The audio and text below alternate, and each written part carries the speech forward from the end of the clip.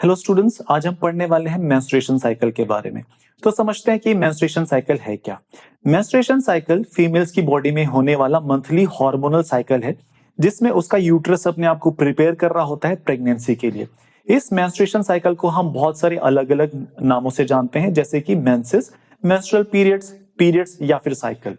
Next, menstruation cycle जो होता है वो जब एक लड़की रिप्रोडक्टिव एज में एंटर कर रही होती है तो उसके बॉडी में बहुत सारे चेंजेस होते हैं, जिसको अपन बोलते हैं प्यूबर्टी। 12 साल की उम्र एक एवरेज एज मानी जाती है जब मेंस्ट्रुएशन साइकिल स्टार्ट होता है, लेकिन as early as 8 years to as late as 16 years को भी अपन नॉर्मल कंसीडर कर सकते हैं।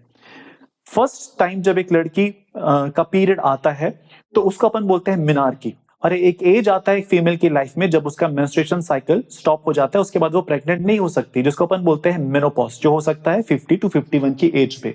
नेक्स्ट, मेंस्ट्रुएशन साइकिल जो होता है वो 28 डेज का साइकिल होता है, लेकिन किसी भी एक लेडी का ये जो साइकिल वो प्रिसाइज 28 डेज का नहीं होगा, ये वेरी करता है। It can vary from day 21 to 35 days, और इसको भी हम नॉर्मल कंसीडर कर सकते हैं।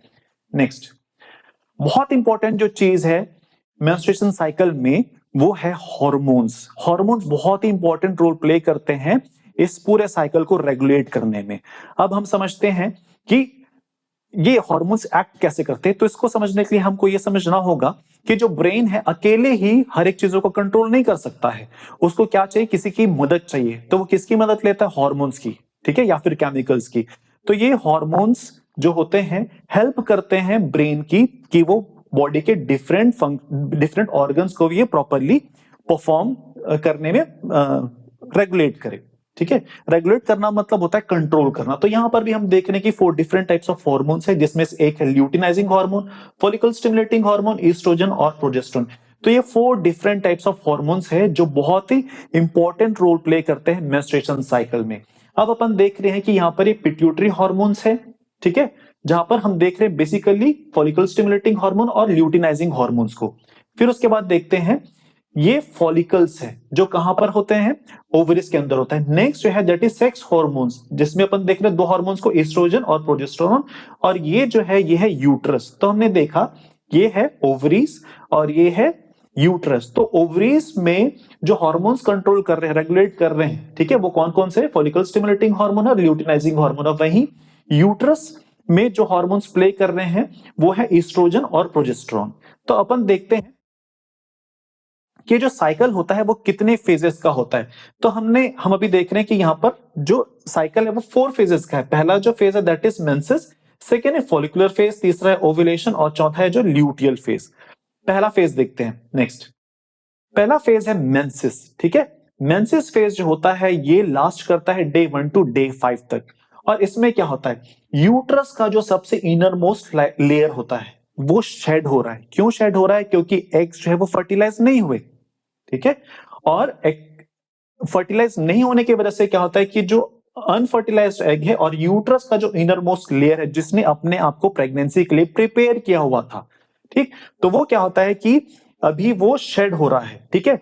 और ये जो फर्स्ट जो फेज है, मेंसेस जो फेज है, नॉर्मली जो होता है वो जो लड़कियां होती है वो 3 to 5 डेज तक ब्लीड करती है, लेकिन ये 2-3 से लेकर के 7 डेज तक को भी अपन लोग इसमें नॉर्मल कंसीडर कर सकते हैं। नेक्स्ट, हम देख रहे हैं कि ये जो फेज है कौन सा फेज है? मेंसेस फेज, जिसमें जो यूट्रस है वो क्या हो रहा है? शेड हो रहा है, ठीक है। ये देखिए ये जो है ये यूट्रस वाला पार्ट है ग्राफ में। तो ये जो है यूट्रस है जो क्या हो रहा है कि शेड हो रहा है, ठीक है। नेक्स्ट जो है फॉलिकुलर फेज। तो हम यहां पर फॉलिकुलर फेज में 2 इवेंट देखेंगे, एक देखेंगे ओवरीज में, दूसरा देखेंगे हम यूट्रस में। तो पहले देखते हैं ओवरीज में क्या चल रहा है। हमको पता है कि 14th डे में जो एग्स है वो रिलीज होंगे। तो रिलीज कैसे होंगे? जब वो क्या होते हैं? जब वो मैच्योर होंगे। तो फॉलिकल स्टिमुलेटिंग हार्मोन जो कहां से निकल रहा है? पिट्यूटरी ग्लैंड से निकल रहा है। वो क्या करता है?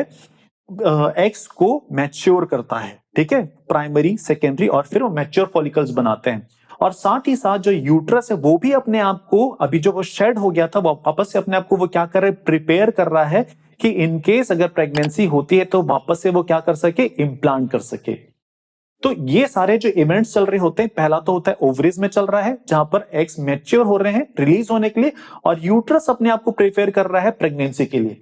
नेक्स्ट, यहाँ ये वाला जो स्टेज है, ठीक है, ये वाला जो स्टेज है, यहाँ पर क्या हो रहा है कि follicle stimulating hormone, follicle stimulating जो हार्मोन है वो क्या हो रहा है कि फॉलिकल्स को मैच्योर कर रहा है, लेकिन पीक में नहीं पहुंचा है। फिर यहां पर हम यूट्रस में देख रहे हैं ईस्ट्रोजन का लेवल है वो धीरे धीरे बढ़ रहा है। क्यों बढ़ रहा है? ताकि ये क्या कर रहा है, यूट्रस को प्रिपेयर कर रहा है वापस से प्रेगनेंसी के लिए। ये वाला फेज देखते हैं अपन, ठीक है। तो ये जो फेज है वो डे 6 टू डे 14 तक क्या करता है, एक्सटेंड करता है, ठीक है। नेक्स्ट, तीसरा जो फेज है दैट इज ओव्यूलेशन। ओव्यूलेशन जो होता है, अगर एक लड़की का मेंस्ट्रुएशन साइकिल 28 डेज का प्रिसाइज है तो 14th डे में क्या होगा, ओव्यूलेशन होगा, ठीक है। अब अगर एक लड़की प्रेग्नेंट होना चाह रही है, ठीक है, एक लेडी प्रेग्नेंट होना चाह रही है या फिर कंसीव नहीं करना चाह रही, तो उसको अपने साइकिल को ध्यान में रखना बहुत जरूरी है, क्योंकि एग्स की जो वायबिलिटी होती है वो होती है 24 आवर्स की, लेकिन स्पर्म्स की जो वायबिलिटी होती है वो होती है करीबन 5 दिन की। तो अगर 10th डे में एक लड़की ने क्या किया है, सेक्स किया है, तो स्पर्म्स वजाइना के अंदर एंटर करने के बाद 5 डेज तक जिंदा रह सकते हैं। दैट मीन्स अगर वो 14th डे में अगर रिलीज हो रहा है एग्स, तो वो क्या हो जाएगा, फर्टिलाइज कर देगा, तो उस कंडीशन में प्रेगनेंसी के चांसेस बढ़ सकते हैं, ठीक है। तो इसी वजह से क्योंकि हम जानते हैं कि एक प्रिसाइज होता नहीं, तो एक पर्टिकुलर एक डेज को हम क्या करते हैं, ओव्यूलेशन वाले फेज में कंसिडर करते हैं। नेक्स्ट, यहां देखिए, ये जो 10th डे से लेकर के जो 19th डे है, इसको अपन ओव्यूलेटरी फेज में हमने कंसिडर किया, लेकिन हमको ये पता है कि जो एग्स है वो कौन से डे में रिलीज होता है, 14th डे में, जब ल्यूटिनाइजिंग हार्मोन और फॉलिकल स्टिमुलेटिंग हार्मोन एकदम पीक में चले जाते हैं। अचानक से इनका जो लेवल है वो बढ़ जाएगा, इसी वजह से क्या होता है, एग्स रिलीज होगा, ठीक है, कि एग्स रिलीज हुआ कौन से डे में, 14th डे में। नेक्स्ट, लास्ट जो फेज है ल्यूटियल फेज होता है। ल्यूटियल फेज जो होता है ये लास्ट करता है 15 टू 28 डेज तक।